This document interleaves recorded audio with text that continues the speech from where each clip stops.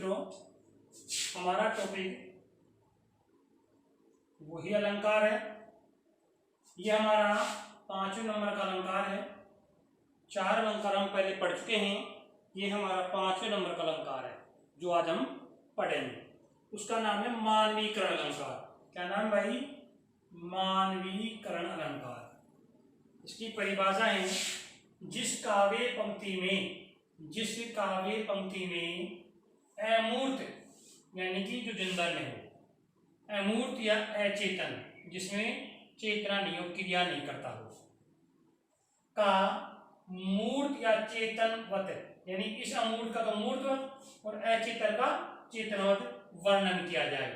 यानी क्या हुआ भाई? मुर्दे को जिंदा करना मुर्दे को जिंदा करना, अचेतन जो सुस्त पड़ा है उस चलता हुआ दिखाना, चेतनवत वर्णन किया जाए। अर्थात प्रकृति पर, अर्थात है यहाँ पर, अर्थात प्रकृति पर मानवीय भावनाओं का आरोप किया जाए। इसका सबका मतलब क्या है? अर्थात प्रकृति पर जब मानवीय भावनाओं का आरोप होता है तो वहां मानवीकरण अलंकार होता है। क्या हो भाई? जब प्रकृति पर मानवीय भावनाओं का आरोप किया जाए। प्रकृति बोलती नहीं है लेकिन उसको बोलता हुआ बताया जाए। जैसे हम बोलते हैं, अगर सासू झालो दे वे बुलावे, कुदरत दोनों हाथ लुटावे, है ना? ये इसमें क्या है? सरसू झालो दे तो बुलावे। सरसू जब हिलती है तो सरसू लुढ़ जाता है ऐसे, तो उसका ना झाला दे के बुलाती है। तो वहां पर प्रकृति सरसू है, उसका मानवीकरण कर दिया गया, झाला दे के बुलाना। कहते हैं कि मेघ आए बड़े बन ठन के सवर के। ऐसा है कि मेघ आए बड़े बन ठन के सवर के। मेघ यानी बादल आ रहे हैं, बन ठन के आ रहे हैं भाई। तो बादल कभी बन ठन के आए हैं लेकिन वो गठाई बरसात लेकर के आ रहे हैं। तो उसका वर्णन कर दिया गया है मनुष्य की तरह, मनुष्य की तरह उसका वर्णन कर दिया गया है। जैसे अलंकार इसका है, कली से कहता मधुमास, बता दो मधु मदिरा का मूल। कली से कहता मधुमास, कली यानी फूल की कली होती है, प्रकृति है ना, उसे कहता मधुमास। बसंत कहता है क्या?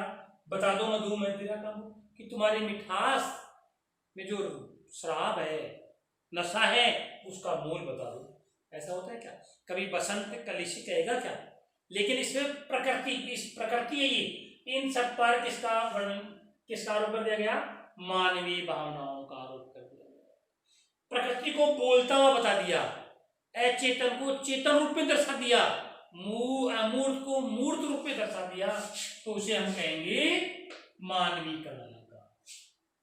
यानी कि पर अमूर्त या अचेतन पर, प्रकृति पर मानवीय भावनाओं का आरोप कर दिया गया, मनुष्य की तरह उसको क्रिया करता हुआ दिखा दिया गया, तो वहां पर मानवीकरण अलंकार होता है। जैसे मैंने उदाहरण ये रहा, एक मैंने दिया, बादल आए मेघ आए बड़े बन ठन के सबर के, जैसे गांव में आयो शहर कौन से, ऐसे है उसका उदाहरण। यही दूसरा है वेती रेक अलंकार।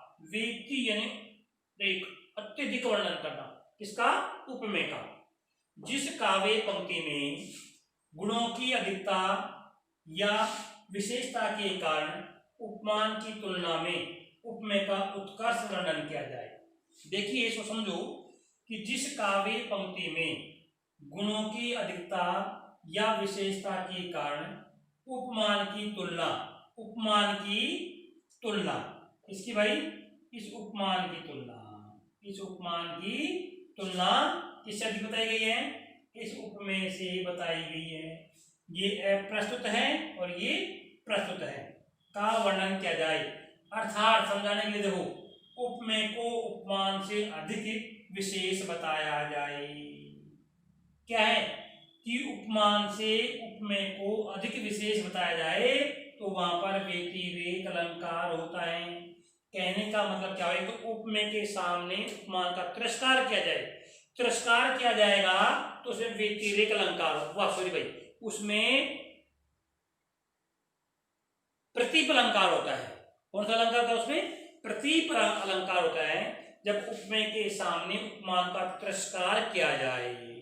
लेकिन यहां पर उसका उल्टा हो रहा है काम, क्या कि जब उपमान के सामने उपमेय के गुणों की विशेषता बताई जाए, जब उपमेय के गुणों की विशेषता अधिक हो और उपमान की विशेषता कम हो तो वहां पर व्यतिरेक विकलन, उपमेय भी सामने खड़ा है, उपमान भी है, लेकिन वहां पर उपमेय को तो हटा दिया और उपमेय के गुणों की तुलना, गुणों का बखान कर दिया गया, तो वहां पर दोनों पस्ते देखो, यहां पर राधा मुख चंद्र सा कहते मति रंग, यहां पर क्या कहा कि राधा मुख चंद्र सा, राधा का जो मुख है ना चंद्रमा के समान है, ये यहां पर कह दिया कहते मति रंग। लेकिन साथ ही यहां पर एक बात कह दी गई कि राधा का जो मुख है चंद्रमा के समान है, दोनों बता दिया गया। लेकिन यहां पर कवियों ने एक अलग अर्थ ले दिया, लेकिन क्या कहा कि चंद्रमा में हमेशा दाग बना रहता है, क्या कहा कि चंद्रमा में हमेशा दाग बना रहता है, जबकि राधा के मुख पर कभी भी दाग नहीं रहता है, राधा का जो मुख है हमेशा निष्कलंक रहता है, वो किसी प्रकार से कोई कलंकित नहीं है, जबकि चंद्रमा पर तो हमेशा ही दाग रहता है। इस कारण यहाँ पर इस राधा के मुख की गुणों की विशेषता बताई गई, जहां पर ये चंद्रमा जो उपमान था वो कम पड़ गया कि गुण है भाई, इस राधा के मुख में गुण है, चंद्रमा के मुख में गुण नहीं है। चंद्रमा में तो दाग है लेकिन राधा के मुख पर कोई दाग नहीं है। इस कारण यहाँ पर राधा के गुणों की तुलना की गई, किसके समक्ष की गई? चंद्रमा के समक्ष। देखो अंतर, देखो व्यतिरेक में प्रतिफल अलंकार में वहां पर उसका तिरस्कार किया जा रहा है, यहाँ पर तिरस्कार नहीं, यहाँ पर तुलना की जा रही है। क्या की जा रही है? यहाँ पर तुलना की जा रही है, तुलनात्मक वर्णन किया जा रहा है। क्या की जा रहा है? तुलनात्मक वर्णन किया जा रहा है कि राधा में विशेष, राधा में गुण अधिक है, चंद्रमा में गुण कम है। क्या गुण कम है? कि चंद्रमा के मुख पर हमेशा दाग रहता है, लेकिन राधा के मुख, राधा का जो मुख हमेशा निष्कलंक होता है। जय हिंद, जय भारत।